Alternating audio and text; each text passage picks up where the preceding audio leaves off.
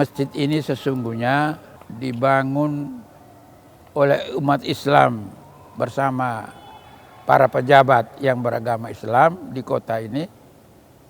Pejabat-pejabat datang itu pada saat pemekaran Provinsi Sunda Kecil menjadi Bali, Nusa Tenggara Barat, dan Nusa Tenggara Timur. Setelah pemekaran provinsi itu, maka berdatanglah pejabat. Dan pada umumnya pejabat yang datang itu orang Islam. Nah, mereka melihat umat Islam di kota ini kalau sholat Jumat itu bergilir. Kalau Jumat hari ini di Masjid Al-Fatah Kampung Solor, Jumat depan pindah ke Masjid Al-Ikhlas Bonepoi. Depan lagi pindah ke Masjid Al-Baitul Qadim Air Mata. Jadi bergilir seperti itu. Nah, pejabat Pak Danrem sendiri pada waktu Pak Letnan Kolonel Paikun berinisiatif mengumpulkan tokoh-tokoh Islam di kota ini, membicarakan bagaimana kalau bisa kita bangun suatu masjid yang bisa menyatukan umat Islam. Ide itu. Terbentuklah panitia pembangunan. Nah, jadi umat Islam setuju, tokoh-tokoh Islam ada setuju, terbentuklah panitia pembangunan untuk membangun masjid ini. Lalu cari tanah. Pertama itu tanah di Todekiser itu. Umat Islam tidak setuju karena luasnya kurang luas. Kedua, tanah di Bank Indonesia sekarang. Nah, juga umat Islam tidak setuju, panitia tidak setuju karena jauh dengan pemukiman orang Islam.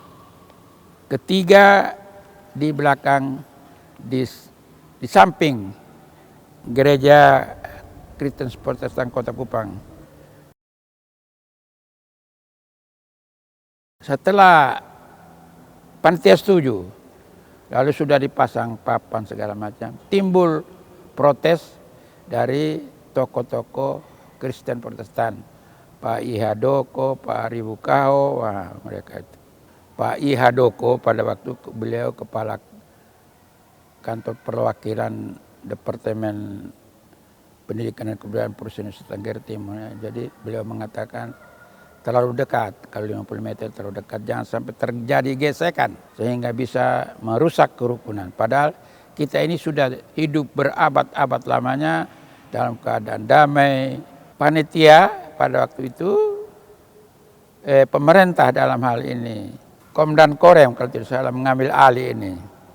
Jadi terjadi pertemuan dipandu terakhir oleh gubernur. Umat Kristen, tokoh-tokoh Kristen tidak setuju kalau masjid dibangun di situ. Bukan apa-apa, tapi takutnya besok lusa ke depannya ada gesekan-gesekan itu, sehingga kita jaga menurut Pak Edo kerukunan yang kita sudah bangun berabad-abad lamanya perlu dikawal, perlu dijaga. Nah, akhirnya di sana sudah dipapang nama segala sudah dipapang. Akhirnya Bupati memberikan tanah ini. Tanah ini milik pemerintah. Nah, lalu di atas tanah ini sudah ada enam rumah. Akhirnya pemerintah mengajak tokoh-tokoh Kristen dan umat Kristen supaya bantu untuk pembangunan masjid ini. Sehingga ini kan tanah rawa ini. Di sini kan dulu rawa ini. Akhirnya Kepala Desa Fontaine, Pak Kota Dia kalau tidak salah. Beliau sebagai tokoh Kristen juga mengerahkan orang-orang Kristen di sekitar sini membantu untuk tanah rawa ini ditaruh batu segala macam, baru dibangun pondasi. Segala pengeluaran sudah dikeluarkan oleh pemerintah, oleh panitia itu, Pemda Kabupaten Kupang ganti pada waktu itu.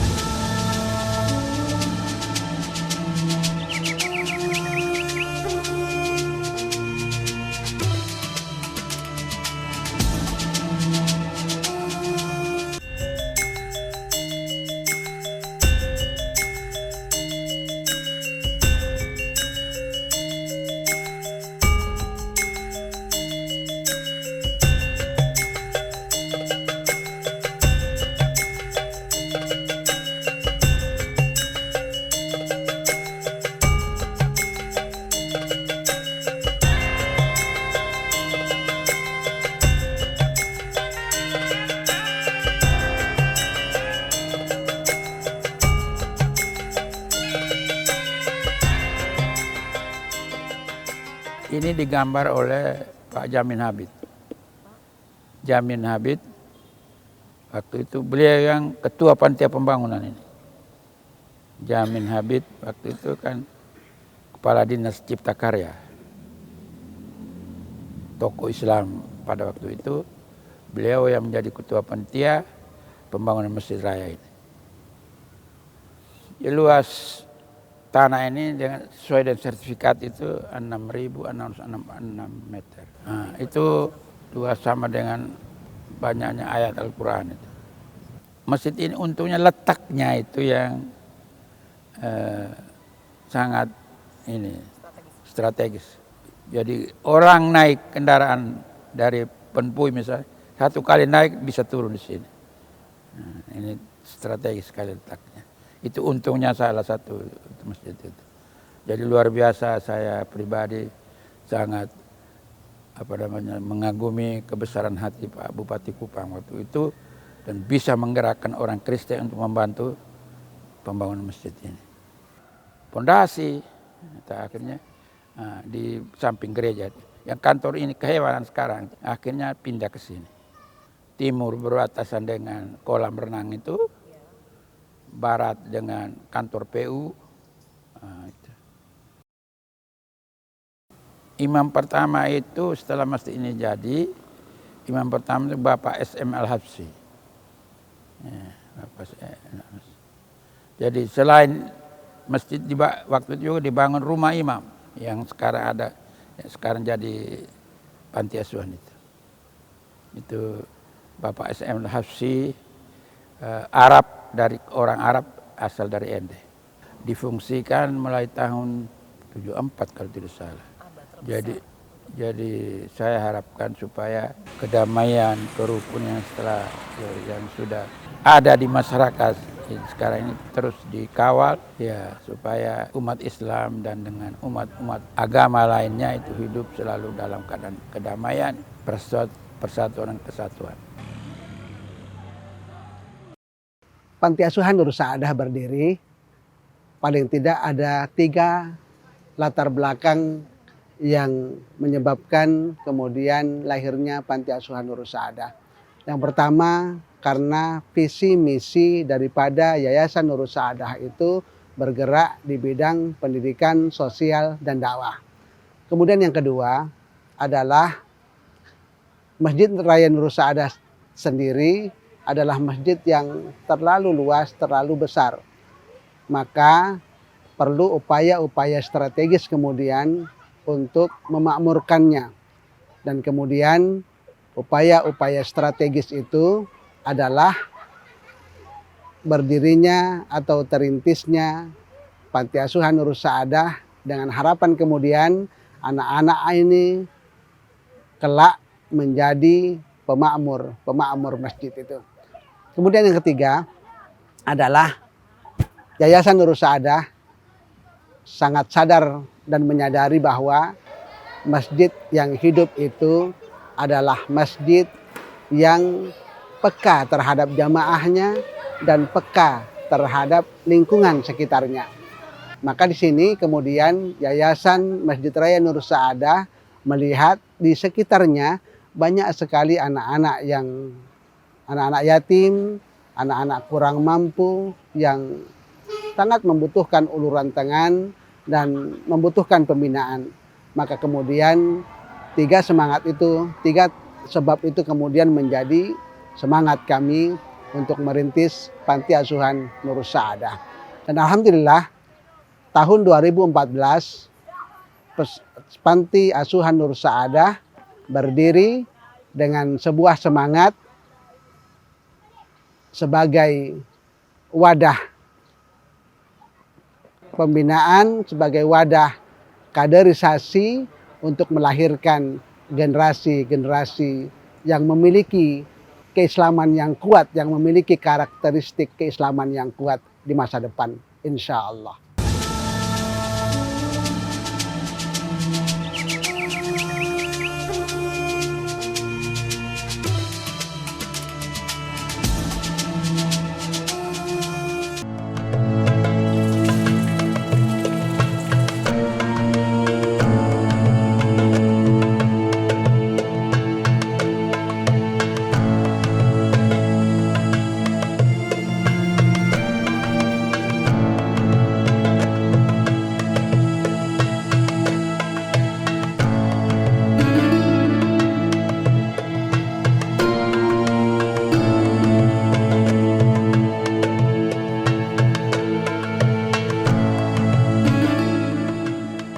Alhamdulillah keberadaan Panti Asuhan Nur Saadah sangat kemudian membantu yayasan itu sendiri, di mana lingkungan yayasan yang luas itu dapat terjaga kebersihannya karena adanya anak-anak panti yang setiap pagi dan sore memiliki kewajiban untuk piket harian, dan kemudian alhamdulillah sekali lagi kebersihan itu dapat terjaga dengan baik. Dan kemudian yang kedua adalah keuntungan yang kedua bagi Yayasan Nur Saadah adalah di mana kegiatan-kegiatan kemakmuran Masjid Raya Nur Saadah itu terlaksana dengan baik. Di dalamnya selain sholat 5 waktu berjamaah dapat terlaksana dengan baik, juga ada kegiatan-kegiatan yang lain, kegiatan pengajian, kegiatan kajian, ya, dan kegiatan yang sifatnya adalah menghafal Al-Quran itu sendiri.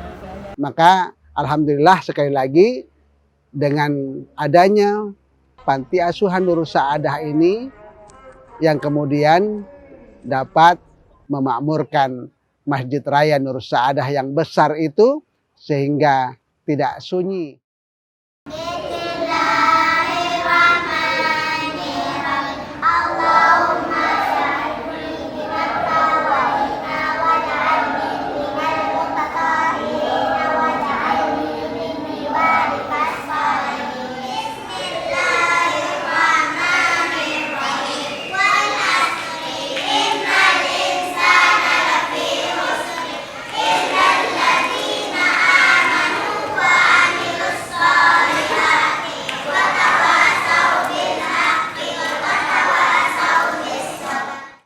Tahun 2003 setelah kami hijrah dari Timur Timur, kemudian kami diberikan amanah oleh ketua yayasan untuk membantu beliau memakmurkan masjid, mengimami, kadang juga menjadi muadzin di Masjid Raya Nur Saadah.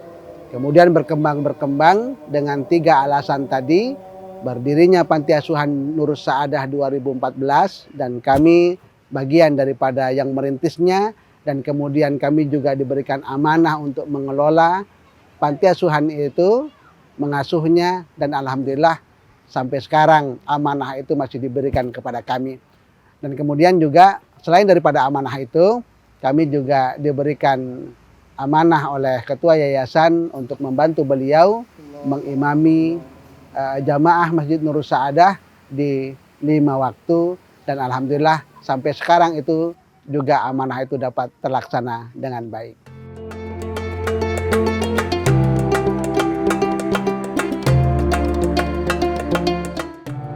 Seingat kami, imam-imam di Masjid Raya setelah Allahyarham Muhammad Al-Habsyi, kemudian sepeninggalnya beliau diganti oleh Allahyarham Hos Bajideh, Haji Umar Said Bajideh, dan kemudian setelah itu saya lupa nama imamnya, dan kemudian Bapak Haji Dr. Andus Muhammad Ja'far yang kemudian menjadi imam, yang sampai sekarang beliau menjadi imam utama. Sementara kami, kemudian Ustadz Saifullah Zain LC juga menjadi imam yang membantu beliau dalam 5 waktunya.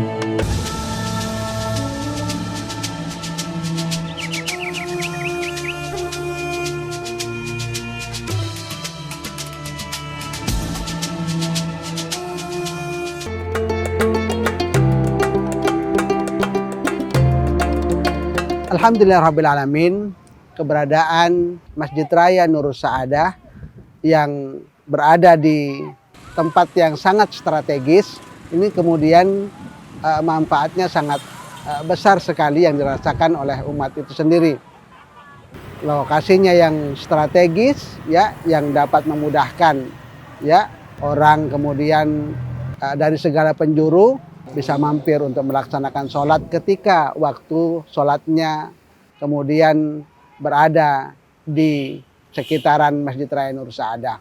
Kemudian yang kedua adalah alhamdulillahirrabbilalamin juga perkembangan Masjid Raya Nurus Saadah yang sekarang sangat banyak kegiatan-kegiatannya dari organisasi-organisasi lain juga kemudian berupaya untuk mengambil bagian untuk memakmurkan Masjid Raya Nurus Saadah. Banyak sekali kegiatan-kegiatan, kegiatan pengajian, ya, kegiatan kajian-kajian yang diadakan oleh beberapa ormas, baik itu ormas pengajian laki-laki ataupun pengajian perempuan ataupun pengajian remaja. Dan baru-baru saja, alhamdulillah, beberapa bulan yang lalu Muslimat Dewan Dakwah itu juga mengadakan kegiatan sekolah madrasah pranikah di Nurus Saadah, di aula Nurus Saadah. Dan ini sekali lagi adalah merupakan bentuk kebanggaan kami atas berdirinya Nurus Saadah di tempat yang strategis tadi juga. Dan kemudian yang kedua adalah pengurus yayasan Nurus Saadah itu sangat welcome, sangat memberikan peluang kepada semua, asalkan untuk kepentingan umat, kepentingan kebaikan, maka Ketua Yayasan Nurus Saadah sangat-sangat memberikan peluang dan kesempatan itu.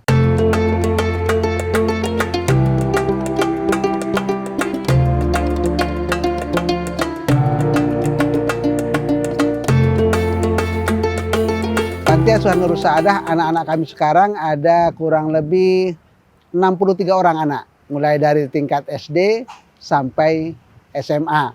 Dan alhamdulillah yang tingkat SMA ini setelah mereka lulus ada dua jalur kemudian yang kami tawarkan.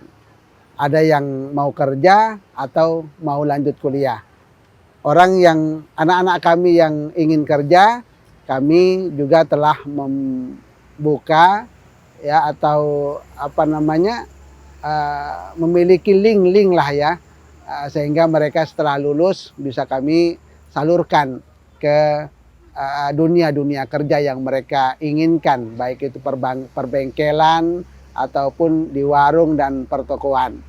Ada juga kalau anak-anak kami yang mau kuliah, kami juga telah mengadakan kerjasama dengan beberapa universitas, baik itu universitas di Kota Kupang ini ataupun universitas-universitas di daerah yang lain yang siap memberikan beasiswa kepada anak-anak kami sampai mereka selesai, dan kemudian setelah selesai mereka wajib untuk kembali ke kampung halaman mereka kembali untuk membangun kemudian kampung halaman.